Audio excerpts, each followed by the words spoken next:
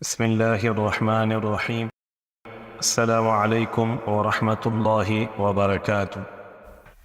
آج ہم بات کریں گے سورج اور چاند کی پیدائش اور ان کی صفات کے بارے میں۔ اس سے پہلے اگر آپ نے ہمارے چینل کو سبسکرائب نہیں کیا پلیز اس کو سبسکرائب کر دیں اور بیل کا بٹن پریس کر دیں تاکہ اس قسم کی مزید اچھی ویڈیوز آپ تک پہنچتی رہیں۔ چلیں شروع کرتے ہیں۔ ابن عباس رضی اللہ تعالی عنہ سے روایت ہے کہ نبی کریم صلی اللہ علیہ وسلم نے فرمایا،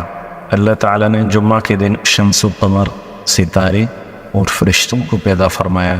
حتیٰ کہ اس دن کی 3 ساعت یعنی 3 گھڑیوں میں باقی رہ گئیں۔ ابو ہریرہ رضی اللہ تعالی عنہ سے روایت ہے، نبی کریم صلی اللہ علیہ وسلم نے فرمایا، اللہ تعالیٰ نے نور کو بدھ کے دن پیدا فرمایا۔ یہ نور کون سا تھا؟ اس کی تفسیر میں اہل علم فرماتے ہیں کہ اللہ تعالیٰ نے شمس و قمر کی تخلیق سے قبل بہت سی چیزیں پیدا فرمائی، پھر ان دونوں کو پیدا فرمایا اور اس کی مصلحت کو وہ خود ہی زیادہ جانتا ہے، پس اس نے اس کو مسلسل جاری رہنے والا بنایا اور ان کے درمیان فاصلہ رکھا۔ ان میں سے ایک کو رات کی نشانی اور دوسرے کو دن کی نشانی بنایا، پس وہ رات کی نشانی کو مٹاتا ہے اور دن کی نشانی کو دیکھنے کا ذریعہ بناتا ہے۔ ابو ذر غفاری رضی اللہ تعالی عنہ سے روایت ہے کہ میں نے نبی کریم صلی اللہ علیہ وسلم کا دست مبارک تھاما ہوا تھا اور ہم پیادہ مغرب کی سمت چلے جا رہے اور سورج غروب ہونے کے قریب تھا۔ ہم مسلسل اس کی طرف دیکھتے رہے یہاں تک کہ وہ غائب ہو گیا۔ ابو ذر کہتے ہیں کہ میں نے عرض کی، یا رسول اللہ صلی اللہ علیہ وسلم، یہ کہاں غروب ہوا ہے؟ فرمایا، آسمان میں، اور پھر اس کو بلند کیا جاتا ہے ایک سے دوسرے آسمان کی طرف، یہاں تک کہ 7ویں آسمان تک بلند کیا جاتا ہے، حتیٰ کہ عرش کے نیچے پہنچتا ہے اور سجدہ میں گر پڑتا ہے، اور اس کے ساتھ فرشتے بھی سجدہ کرتے ہیں جو اس پر مقرر ہیں۔ پھر یہ کہتا ہے کہ اے میرے رب، آپ کہاں سے مجھے طلوع ہونے کا حکم فرماتے ہیں، غروب کی جگہ سے یا طلوع کی جگہ سے؟ باری تعالیٰ کے قول کے مطابق یعنی قرآن کی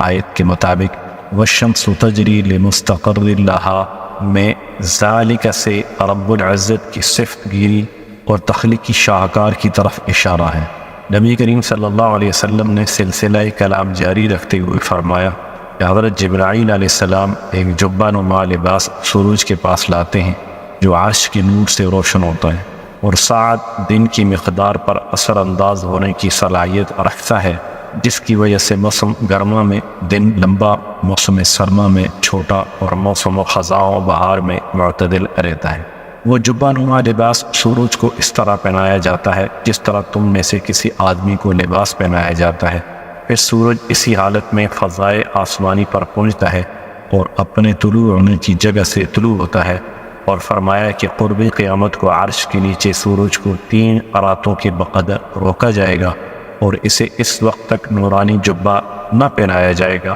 اور اسے حکم دیا جائے گا کہ مغرب سے طلوع ہو، یعنی دوسری طرف سے، الٹی طرف سے طلوع ہو، اور وہ قیامت کا دن ہو۔ ارشاد باری تعالیٰ ہے، اذا الشمس کوورت، یہ سورہ تکویر کی آیت نمبر 1 ہے۔ اس میں کا بیان ہے کہ جب سورج بے نور ہو جائے گا، اور فرمایا کہ چاند بھی اسی طرح افق آسمانی میں طلوع و غروب ہوتا ہے اور اسی طرح 7ویں آسمان تک بلند ہوتا ہے، عرش کے نیچے ٹھہرنا،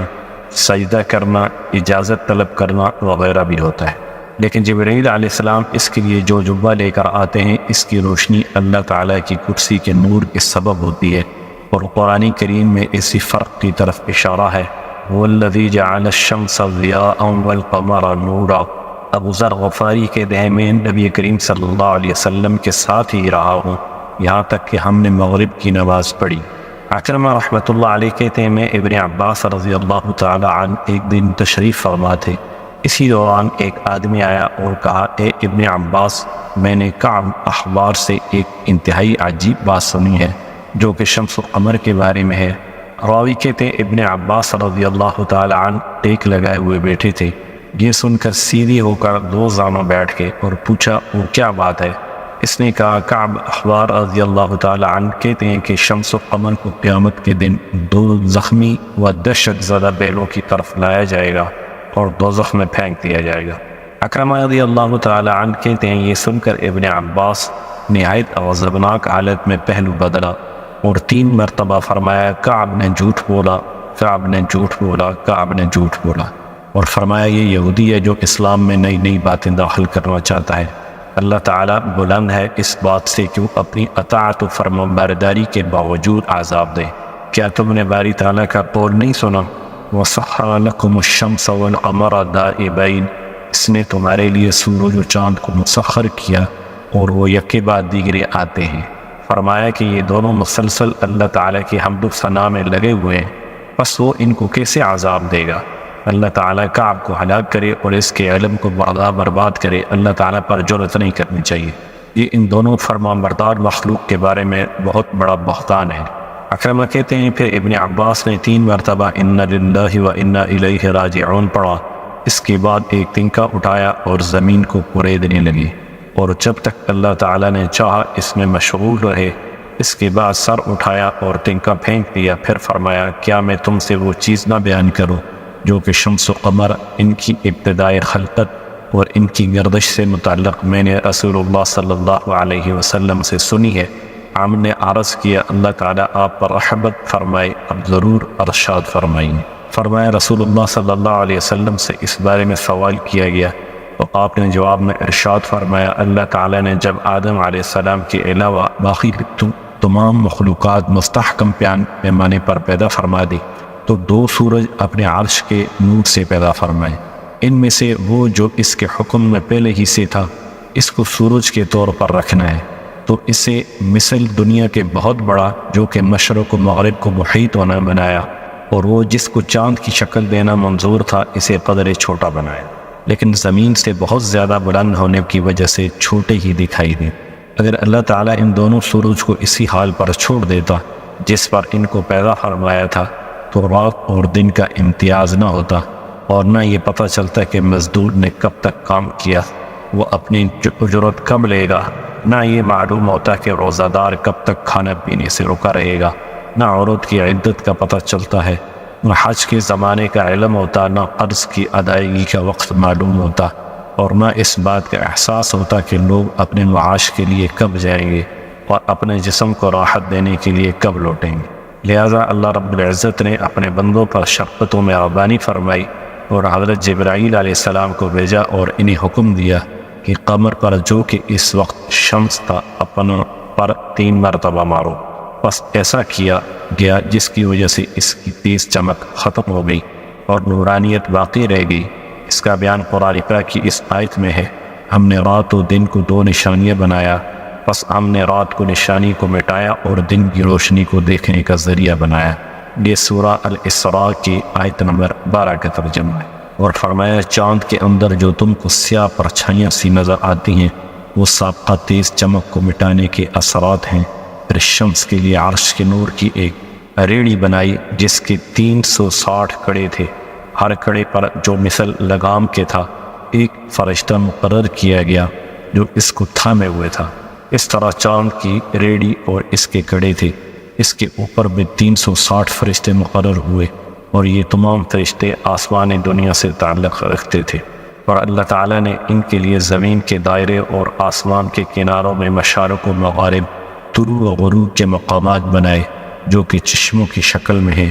180 مغربی سمت میں ہیں، جس میں سے ایک وہ چشمہ ہے جس کا ذکر قرآن کریم کی اس آیت میں ہے وَجَدَهَا تَغْرُبُ فِي عَيْنٍ حَمِئَةٍ، سورہ کہف کی آیت نمبر 16۔ اس کا ترجمہ ہے آپ اس کو پائیں گے کہ وہ سیاہ کیچڑ والے چشمے میں غروب ہو رہا ہے،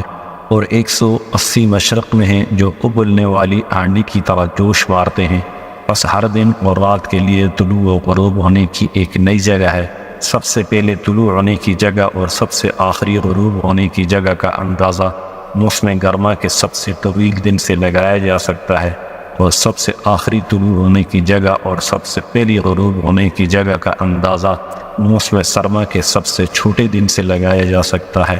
بس یہ دونوں مشرق طلوع ہونے کی جگہ یعنی پہلا اور آخری، اور 2 مغرب غروب ہونے کی جگہ یعنی پہلا اور آخری ہوئے۔ اسی کو قرآن کریم میں ارشاد فرمایا سورہ رحمان کی آیت نمبر 17 رب المشرقین و رب المغربین، اور درمیان کے مشارق و مغارب چھوڑ دیے گئے، لیکن دوسری جگہ سب کو جمع کر کے کہا گیا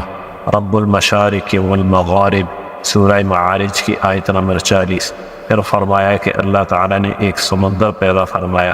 اور وہ آسمان کے نیچے 3 فرسخ کے بقدر جاری ہوا۔ وہ سمندر کی بند موج کی شکل میں ہے جو اللہ تعالیٰ کے حکم سے فضا میں قائم ہے، اس سے ایک قطرہ بھی نہیں ٹپکتا۔ باقی تمام سمندر ساکن ہے، صرف یہ سمندر انتہائی سرعت کے ساتھ جاری ہے اور اس کا فضا میں چلنا بالکل سیدھا اور برابر ہے، گویا کہ رسی ہے جو مشرق و مغرب کے درمیان دراز ہے۔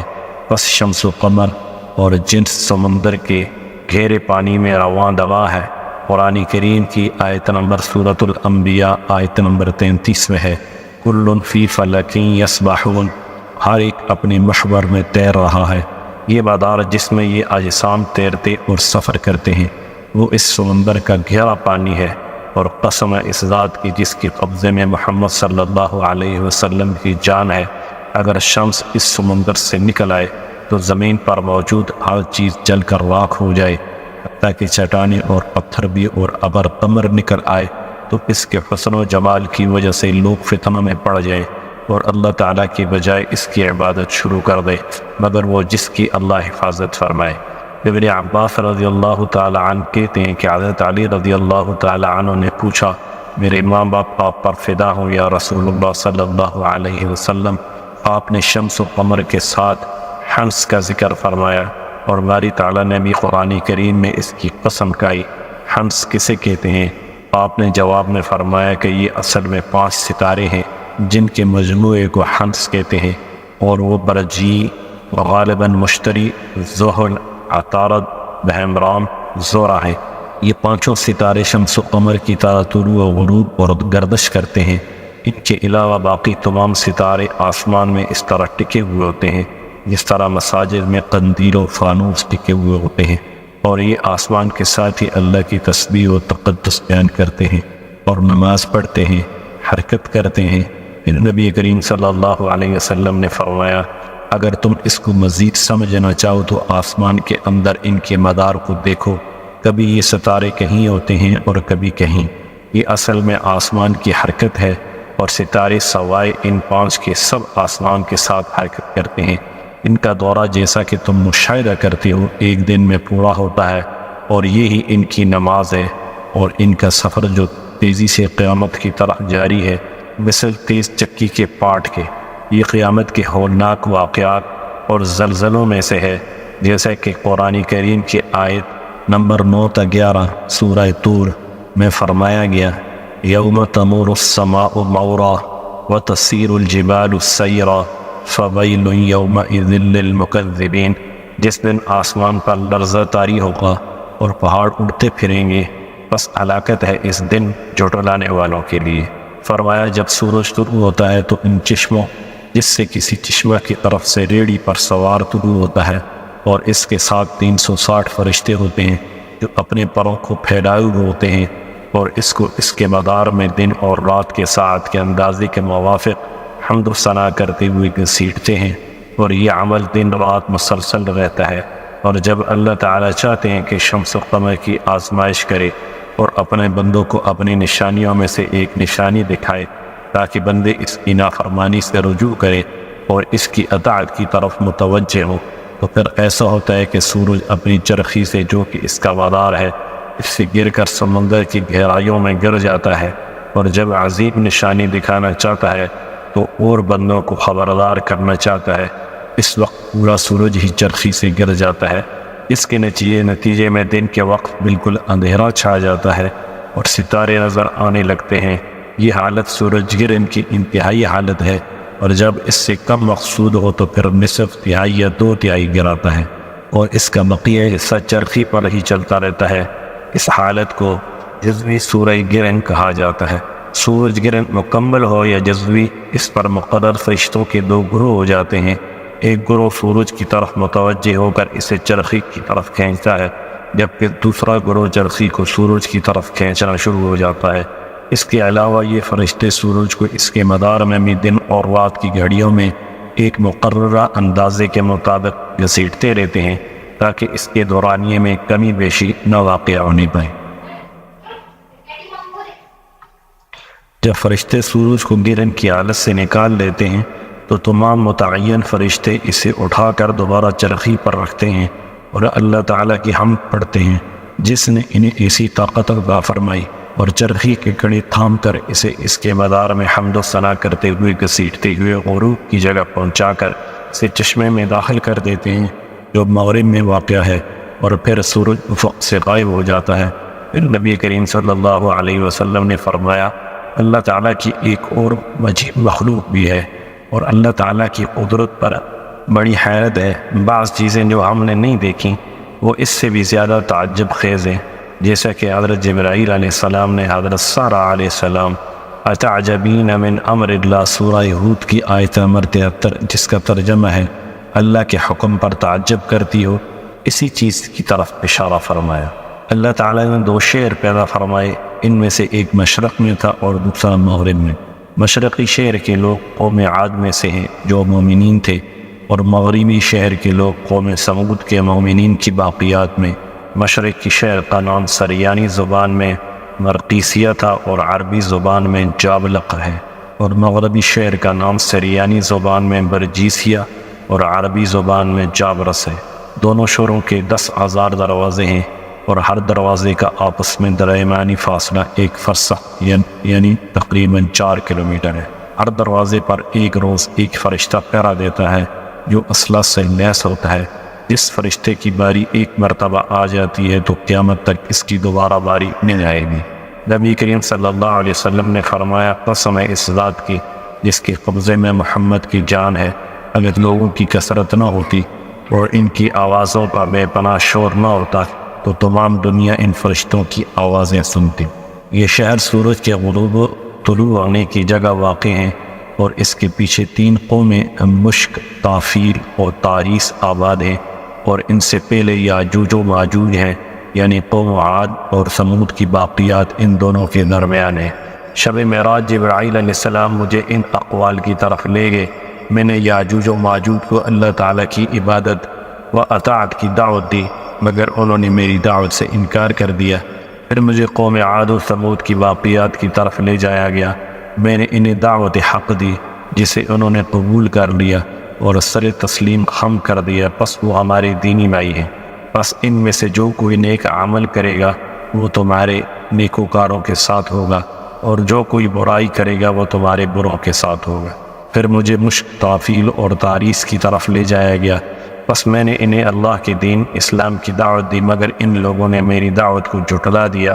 اور اللہ تعالیٰ کے پیغام کو ماننے سے انکار کر دیا اور اس کے رسولوں کی تکذیب کی۔ پس یہ لوگ یاجوج و ماجوج اور ان تمام لوگوں کے ساتھ جہنم میں ہوں گے جنہوں نے اللہ تعالیٰ کی نافرمانی کی۔ غروب ہونے کے بعد فرشتے سورج کو اپنی اڑان کی رفتار کے مطابق 7ویں آسمان پر پہنچا دیتے ہیں جہاں سورج سجدہ ریز ہو جاتا ہے۔ اس کے ساتھ ہی اس پر مقرر فرشتے بھی سجدہ ریز ہو جاتے ہیں۔ اس کے بعد پھر اسے آسمانی دنیا کی طرف اتارا جاتا ہے یہاں تک کہ فجر ہو جاتی ہے، اور جب یہ مزید نیچے اترتا ہے تو دن پوری طرح نکل آتا ہے۔ مزید فرمایا، اللہ جل شانہ نے انتہائی مشرق میں 7ویں سمندر پر ظلمت کا ایک پردہ بنایا ہے جس کی تاریکی کی مقدار ازل تا ابد راتوں کی تاریکی کے برابر ہے۔ جب سورج کے غروب ہونے کا وقت آن پہنچتا ہے تو ایک فرشتہ جو رات پر مقرر ہے آ کر اس اندھیری چادر میں سے ایک مٹھی ظلمت کی لے کر مغرب کی طرف رخ کر کے کھڑا ہو جاتا ہے اور اپنی انگلیوں کے درمیان سے بتدریج ظلمت چھوڑتا چلا جاتا ہے۔ اس کے ساتھ ساتھ وہ شفق کی سرخی کو بھی نگاہ میں رکھتا ہے۔ جب شفق غائب ہو جاتی ہے تو بقیہ تمام ظلمت کو یکدم چھوڑ دیتا ہے، اور اس کے ساتھ ہی اپنے پروں کو پھیلا دیتا ہے یہاں تک کہ انہیں زمین کے دونوں قطر اور آسمانوں کے کناروں تک پہنچا دیتا ہے، بلکہ اس سے بھی آگے جہاں تک اللہ تعالیٰ چاہتا ہے فضا سے باہر نکال دیتا ہے۔ اس کے بعد رات کے اندھیرے کو اپنے پروں کے ساتھ اللہ تعالیٰ کی حمد و ثنا بیان کرتے ہوئے ہانکتا ہوا مغرب میں پہنچ جاتا ہے۔ اس کے مغرب میں پہنچتے ہی مشرق سے صبح طلوع ہو جاتی ہے، اور رات کا فرشتہ اپنے دونوں پروں کو سمیٹ لیتا ہے اور وہاں موجود ظلمت کو اپنے ہاتھوں کے ساتھ اپنی مٹھی میں اس طرح بھر لیتا ہے جیسے اس نے حجاب ظلمت سے مٹھی بھری تھی۔ پھر اس ظلمت کو مغرب کے پاس 7ویں سمندر میں رکھ دیتا ہے، اور جب یہ ظلمت مغرب سے مشرق کی طرف چلے گی تو قیامت برپا ہو جائے گی۔ بس دن کی روشنی مشرق کی طرف سے پھوٹنے اور رات کی تاریکی مغرب سے پھیلنے کا یہی سبب ہے۔ چاند اور سورج کا اپنی طلوع کی جگہ سے غروب تک جاتے اور پھر وہاں سے ساتویں آسمان تک بلند ہونا اور عرش کے نیچے رکے ہوئے رہنے میں مشغول رہتے ہیں، یہاں تک کہ وہ وقت آ جاتا ہے جب اللہ تعالیٰ بندوں کی توبہ قبول نہ کرے گا۔ زمین میں گناہ بکثرت ہو جائیں گے، نیک کام ناپید ہو جائیں گے، کوئی نیکی کا حکم نہ کرے گا، برائیاں پھیل جائیں گی اور کوئی اس سے منع کرنے والا نہ ہوگا۔ اور قیامت کے قریب جب سورج ایک رات عرش الہی کے نیچے رکا رہے گا اور سجدہ ریزی کے بعد اجازت طلب کرے گا کہ اسے کہاں سے طلوع ہونا ہے، مگر اسے کوئی جواب نہ دیا جائے گا، یہاں تک کہ چاند بھی اپنا سفر پورا کر کے اس کے پاس پہنچ جائے گا اور سجدہ گزاری کے بعد اجازت طلب کرے گا، لیکن اسے بھی کوئی جواب نہ دیا جائے گا۔ اس وقت سورج 3 اور چاند 2 راتوں تک عرش کے نیچے ٹھہرے رہیں گے، مگر اس رات کی طوالت کو صرف سجدہ گزار اور تہجد گزار لوگ ہی پہچان سکیں گے، اور ان کی تعداد مسلمانوں کے شہروں میں انتہائی قلیل ہوگی، اور یہ لوگ عام مسلمانوں کی نگاہوں میں حقیر و مسکین جانے جائیں گے۔ بس تہجد گزار لوگوں میں سے کوئی ایک شخص حسب عادت بیدار ہو کر وضو کر کے اپنی نماز کی جگہ میں داخل ہوگا اور اپنی نماز اور وظائف ادا کرے گا، جس کے بعد وہ حسب عادت باہر نکلے گا مگر صبح کے آثار نہ پائے گا، تو اسے یقین آئے گا اور وہ مختلف اقسام کے وسوسوں کا شکار ہو جائے گا اور گوناہ گو خیالات اسے پریشان کریں گے۔ پھر سوچے گا شاید میں نے قرات کم کی ہے یا نماز مختصر کی ہے یا اپنے وقت سے پہلے بیدار ہو گیا ہوں، جس کے بعد وہ دوبارہ اپنی نماز کی جگہ میں داخل ہو کر اپنے تمام معمولات دوبارہ ادا کرے گا۔ پھر باہر نکل کر جب وہ صبح کو نہ دیکھے گا، اس کی پریشانی میں مزید اضافہ ہو جائے گا اور برے خیالات اور وسوسے اسے گھیر لیں گے، جس کے ساتھ اب خوف بھی شامل ہو جائے گا۔ لیکن پھر وہ سوچے گا میں نے قرات کم کی ہے یا نماز مختصر کی ہے یا اپنے وقت سے قبل بیدار ہو گیا ہوں، لہٰذا وہ تیسری مرتبہ اپنی نماز کی جگہ میں داخل ہوگا، مگر اس دفعہ اس کے دل میں بہت زیادہ خوف اور ڈر گھر کر چکا ہوگا۔ وہ حسب اعصابت اپنے معمولات پورے کر کے باہر نکلے گا تو رات کو اپنی جگہ برقرار دیکھے گا، ستارے گردش میں ہوں گے اور رات اپنی ابتدائی حالت میں نظر آئے گی۔ یہ دیکھ کر اس کے دل میں خوف اور ڈر مزید بڑھ جائے گا اور رات کی ہولناکی کی وجہ پہچان جائے گا۔ یہ لوگ ایک دوسرے سے رابطہ کریں گے، جس کے بعد ہر شہر کے تہجد گزار اپنے اپنے شہروں کی مسجدوں میں اکٹھے ہوں گے اور بقیہ رات اللہ تعالیٰ کی حضور گناتے ہوئے اور توبہ استغفار کرتے ہوئے گزار دیں گے، جبکہ باقی قوم غافلین اور خواب غفلت میں پڑی ہوں گے، حتیٰ کہ جب سورج اور چاند عرش الہی کے نیچے بترتیب 3 اور 2 راتیں گزار چکیں گے تو جبرائیل علیہ السلام ان کے پاس اللہ کا پیغام لے کر آئیں گے کہ تم اپنے غروب ہونے کی جگہ پر لوٹ جاؤ اور آج وہاں سے طلوع ہو، آج تمہیں ہمارے پاس سے نور نہ مل پائے گا۔ اس وقت یہ دونوں اس انداز میں روئیں گے کہ ساتوں آسمانوں اور عرش الہی کو اٹھانے والے ان کی آواز سنیں گے۔ ان کے اس رونے میں موت اور قیامت کا خوف بھی شامل ہوگا۔ مزید فرمایا کہ اسی دوران جب کہ لوگ اس کے طلوع ہونے کا انتظار کر رہے ہوں گے، اچانک یہ دونوں ان کی پشت یعنی مغرب کی طرف سے طلوع ہوں گے اور ان کی رنگت کالے کوے جیسی ہوگی، نہ سورج میں تابانی ہوگی نہ چاند میں چاندنی، یعنی ان کی حالت آپ مکمل گرن کی سی ہوگی۔ دنیا والے ان دونوں کی یہ حالت دیکھ کر چیخنا شروع کر دیں گے، مائیں اپنے بچوں کو چھوڑ دیں گی اور محبت کرنے والوں کی محبت ختم ہو جائے گی اور ہر انسان ان مصیبت کی گھڑی میں پریشان ہو جائے گا، جبکہ نیک لوگوں کا اس دن کا رونا بھی عبادت میں شمار کر لیا جائے گا اور فاسقوں کا رونا انہیں کچھ بھی نفع نہ دے گا بلکہ ان کے لیے مزید نقصان کا باعث بنے گا۔ پھر ان کو سورج اور چاند سینگ والے اونٹوں کی مانند بلند کیا جائے گا اور ان میں سے ہر ایک آگے بڑھنے کی کوشش کرے گا یہاں تک کہ یہ دونوں آسمان میں پہنچ جائیں گے۔ پھر جبرائیل علیہ السلام آئیں گے اور ان کے سینگوں کو پکڑ کے رکھ کر انہیں مغرب کی طرف لوٹا دیں گے، مگر اس وقت یہ دونوں اپنے چشموں میں سے کسی میں غروب نہ ہوں گے بلکہ باب التوبہ میں غروب ہوں گے۔ حضرت عمر بن خطاب رضی اللہ تعالی عنہ نے کہا، اے اللہ کے رسول، میں اور میرے گھر والے آپ پر قربان، یہ باب التوبہ کیا ہے؟ آپ صلی اللہ علیہ وسلم نے ارشاد فرمایا کہ عمر، اللہ تعالیٰ نے مغرب کی انتہا میں ایک دروازہ توبہ کے نام سے بنایا ہے، اس کے دونوں کواڑ سونے کے ہیں اور ان پر موتی اور جواہرات جڑے ہیں، اور ایک کواڑ سے دوسرے کواڑ تک کا فاصلہ تیز رفتار سوار کی رفتار کے حساب سے 40 برس کی مسافت کے برابر ہے۔ جب سے اللہ تعالیٰ نے یہ دروازہ تخلیق کیا ہے، یہ واحد اور سورج اور چاند کے مغرب سے طلوع ہونے تک یہ کھلا رہے گا۔ اس صبح کے طلوع ہونے تک جو بندہ بھی اللہ تعالیٰ کے سامنے گناہوں سے باز رہنے کا اقرار کرے، توبۃ نصوحہ، تو اس کا یہ اقرار اس دروازے میں سے گزر کر اللہ تعالیٰ کے ہاں پہنچتا ہے۔ معاذ بن جبل رضی اللہ تعالیٰ عنہ نے کہا، یا رسول اللہ، میرے ماں باپ پر قربان توبۃ نصوح کیا ہے؟ آپ صلی اللہ علیہ وسلم نے فرمایا، جس گناہ کا بندے سے ارتکاب ہوا ہے اس پر وہ نادم ہوا اور پھر اللہ تعالیٰ کی حضور ایسی توبہ کرے کہ دوبارہ اس گناہ کو نہ دہرائے۔ یہ بالکل اسی طرح ہے جیسے دودھ تھنوں میں واپس نہیں جاتا۔ اس وقت جبرائیل علیہ السلام اڑ کر اس دروازے کو اس طرح بند کریں گے جیسا کہ ان کے درمیان کوئی درز نہ رہے گی۔ اس دروازے کے بند ہونے کے بعد کسی کی بھی توبہ قبول نہ ہوگی اور نہ ہی کسی مسلمان کی نیکی معتبر ہوگی،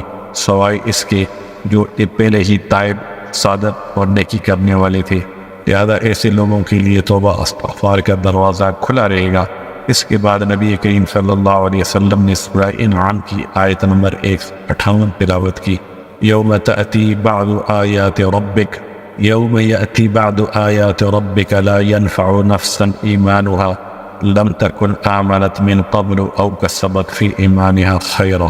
جس روز تمہارے رب کی بعض مخصوص نشانیاں نمودار ہو جائیں گی، پھر کسی ایسے شخص کو اس کا ایمان کچھ فائدہ نہ دے گا جو پہلے ایمان نہ لایا ہو یا جس نے اپنے ایمان میں کوئی بھلائی نہ کمائی ہو۔ ابن کعب رضی اللہ تعالی عنہ نے کہا، یا رسول اللہ، میرے ماں باپ آپ پر قربان، اس کے بعد سورج اور چاند کا کیا حال ہوگا؟ نیز اہل دنیا اور دنیا کا کیا حال ہوگا؟ فرمایا کہ سورج اور چاند کو نور اور روشنی کا لباس پہنایا جائے گا اور وہ اسی طرح طلوع و غروب ہوں گے جیسا کہ اس سے پہلے ہوتے تھے، اور لوگ ان کی روشنی میں چیزوں کو اسی طرح دیکھیں گے جیسے پہلے دیکھتے تھے، حتیٰ کہ زمین میں نہری جاری رہیں گی، درخت اگتے رہیں گے اور عمارتیں تعمیر ہوتی رہیں گی۔ اس کے بعد دنیا کی حالت یہ ہوگی کہ اگر کسی آدمی کی گھوڑی نے مغرب سے طلوع سورج ہونے کے بعد بچہ دیا ہوگا تو وہ اس بچے پر سواری نہ کر سکے گا بلکہ پھونک دیا جائے گا۔ حذیفہ بن یمان رضی اللہ تعالی عنہ کہتے ہیں، یا رسول اللہ، میں اور میرے گھر والے آپ پر قربان سور پھونکے جانے کے وقت لوگ کس حال میں ہوں گے؟ فرمایا، اے حذیفہ، مجھے اس ذات کی قسم جس کے قبضے قدرت میں محمد صلی اللہ علیہ وسلم کی جان ہے، آدمی اپنے حوض کی لپائی کر رہا ہوگا مگر اس میں پانی نہ ڈال سکے گا کہ قیامت برپا ہو جائے گی اور سور پھونک دیا جائے گا۔ اور اگر دو افراد کپڑے کی خرید و فروخت میں مشغول ہوں گے تو وہ سودا مکمل نہ کر سکیں گے اور نہ ہی دکاندار کپڑے کا تھان لپیٹ سکے گا۔ آدمی اپنی اونٹنی کا دودھ نکال کر لائے مگر اسے پینے نہ پائے گا، یہ قیامت برپا ہو جائے گی۔ اس کے بعد نبی کریم صلی اللہ علیہ وسلم نے سورہ عنکبوت کی آیت نمبر 53 تلاوت فرمائی، وَلَيَأْتِيَنَّهُمْ بَغْتَةً وَهُمْ لَا يَشْعُرُونَ، اور یقیناً اپنے وقت پر وہ آ کر رہے گا، اچانک اس حال میں کہ انہیں خبر بھی نہ ہوگی۔ پھر جب سور پھونکا جائے گا اور قیامت برپا ہو جائے گی اور اہل جنت اور اہل جہنم کو اللہ تعالیٰ کے حکم سے الگ الگ کر کے ان کی ٹھکانوں پر پہنچا دیا جائے گا، تو اس وقت اللہ بزرگوں برتر سورج اور چاند کو بلائے گا۔ یہ دونوں اس حال میں اللہ کے حضور لائے جائیں گے۔ یہ دونوں سیاہ اور بے نور ہوں گے اور تھر تھراتے اور بلبلاتے ہوں گے۔ ان کے کندھے اس دن کی ہولناکی اور رحمان کے خوف سے کانپ رہے ہوں گے۔ عرش الہی کے سامنے پہنچتے ہی دونوں سجدہ میں گر پڑیں گے اور عرض کریں گے، اے ہمارے معبود، آپ ہماری عبادت اور فرمانبرداری کو جانتے ہیں اور ایام دنیا میں آپ کے حکم کے مطابق تیز رفتار، گردش اور طلوع و غروب کا حال بھی آپ جانتے ہیں۔ آپ ہمیں مشروں کے ساتھ عذاب نہ دیں۔ ہم نے نہ تو کبھی آپ کی عبادت اور اطاعت سے روگردانی کی اور نہ ہی کبھی اس سے غافل ہوئے۔ اللہ تعالیٰ نے فرمایا، تم نے سچ کہا، میں تمہیں ابتدا میں جس حالت سے پیدا کروں گا اسی حالت میں دوبارہ لوٹاؤں گا۔ سورج اور چاند پوچھیں گے کہ آپ نے ہمیں کس سے پیدا فرمایا؟ اللہ تعالیٰ فرمائے گا، اپنے عرش کے نور سے، بس تم اسی حالت پر دوبارہ لوٹ آؤ۔ بس وہ دونوں ایسی چمک کے ساتھ روشن ہو جائیں گے کہ آنکھیں خیرہ ہو جائیں گی۔ ان دونوں کی یہ چمک عرش الہی کے نور کی مرہونی منت ہوگی۔ اللہ بزرگوں برگزر کا فرمان ہے، یبدی و یعید، یہ پہلی بار پیدا کرتا ہے اور وہی دوبارہ پیدا کرے گا۔ اکرمہ رضی اللہ تعالی عنہ کہتے ہیں میں حدیث سن کر حضرت ابن عباس کی مجلس میں موجود افراد کو ساتھ لے کر حضرت کعب رضی اللہ تعالی عنہ کے پاس آیا اور انہیں قصہ کی خبر دی جو ابن عباس کی مجلس میں ان کی حدیث کے سلسلے میں پیش آیا تھا، اور ابن عباس نے جو حدیث سنائی تھی اس کو بھی بیان کیا۔